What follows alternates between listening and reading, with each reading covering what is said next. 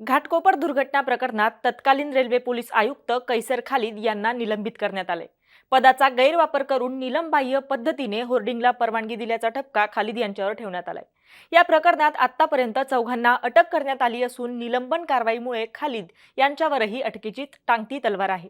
मात्र नेमके कोण आहेत कैसर खालिद आणि घाटकोपर दुर्घटना प्रकरणाशी त्यांचं काय कनेक्शन आहे, हेच आपण पुढील काही मिनिटात जाणून घेणार आहोत या व्हिडिओच्या माध्यमातून। नमस्कार, मी छाया आणि आपण पाहताय मुंबई तक। 13 मे रोजी मुंबईतील घाटकोपर परिसरात अवैध होर्डिंग कोसळून 17 जणांचा दुर्दैवी मृत्यू झाला होता, तर 70हून अधिक जण जखमी झाले होते। भाजपचे ज्येष्ठ नेते किरीट सोमय्या यांनी या प्रकरणात आयपीएस कैसर खालिद यांना निलंबित करण्यासाठी देवेंद्र फडणवीसांना पत्र लिहिलं होतं। यामध्ये त्यांनी मुंबईतील होर्डिंगच्या या घटनेला जबाबदार असलेल्या इगो मीडिया लिमिटेडने आयपीएस कैसर खालिद यांच्या पत्नीला मोठी रक्कम दिल्याचा दावा केला होता। यानंतर मुंबईतील घाटकोपर होर्डिंग घटनेच्या तपासात आयपीएस खालिद यांनी आपल्या अधिकारांचा गैरवापर केल्याचं समोर आलं। सर्व निकषांकडे दुर्लक्ष करून त्यांनी 120 बाय 140 चौरस फूट होर्डिंग बसविण्यास परवानगी दिली होती। घाटकोपरमध्ये ज्या जमिनीवर होर्डिंग लावले होते ती जमीन रेल्वे पोलिसांच्या ताब्यात होती। पेट्रोल पंपाजवळ होर्डिंग उभारण्याची परवानगी तत्कालीन आयुक्त कैसर खालिद यांच्या मान्यतेने इगो मीडिया प्रायव्हेट लिमिटेडला 10 वर्षांसाठी देण्यात आली होती।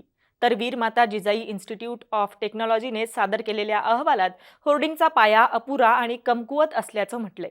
कोणत्याही होर्डिंगची रचना तशी 158 किलोमीटरच्या वाऱ्याचा वेग सहन करण्यास सक्षम असावी, परंतु कोसळलेले होर्डिंग केवळ 49 किलोमीटर प्रति तास वाऱ्याचा वेग सहन करण्यास सक्षम होते।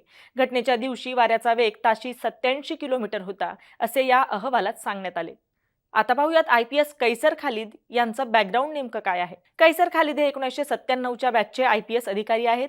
52 वर्षीय खालिद हे मूळचे बिहारमधील अररिया जिल्ह्यातील आहेत। अररियामधूनच शालेय शिक्षण पूर्ण केल्यानंतर त्यांनी सायन्स कॉलेज ऑफ पटनामध्ये प्रवेश घेतला।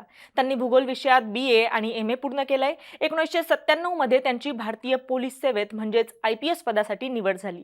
1997 मध्ये यूपीएससी परीक्षेत त्यांना 115वा क्रमांक मिळाला होता। कैसर यांनी 19 वर्षे महाराष्ट्रात वेगवेगळ्या ठिकाणी पोलीस खात्यात वेगवेगळ्या पदांवर काम केले। पुढे त्यांना मुंबईचे पोलीस महानिरीक्षक करण्यात आले। यानंतर त्यांची नियुक्ती रेल्वे पोलीस आयुक्त म्हणून करण्यात आली। मात्र तुम्हाला काय वाटतं, या प्रकरणात आणखी कोणाकोणाची नावं समोर येऊ शकतात? आम्हाला कमेंट करून नक्की कळवा आणि मुंबई तकला जर आपण सबस्क्राईब केलं नसेल तर नक्की सबस्क्राईब करा। धन्यवाद।